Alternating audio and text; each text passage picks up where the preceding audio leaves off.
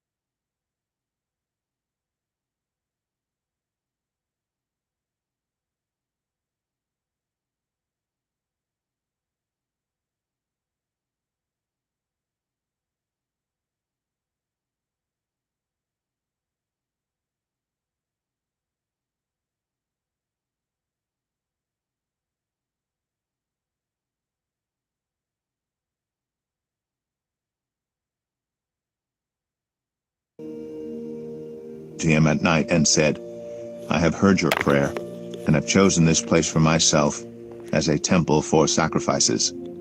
When I shut up the heavens so that there is no rain, or command locusts to devour the land, or send a plague among my people, if my people, who are called by my name, will humble themselves and pray and seek my face and turn from their wicked ways, then I will hear from heaven, and I will forgive their sin. Now my eyes will be open and my ears attentive to the prayers offered in this place.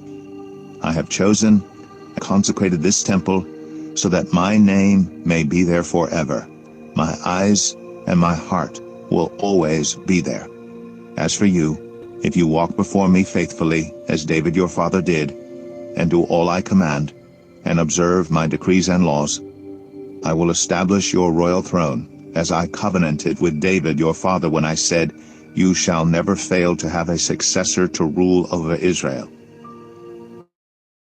But if you turn away and forsake the decrees and commands I have given you, and go off to serve other gods and worship them, then I will uproot Israel from my land, which I have given them.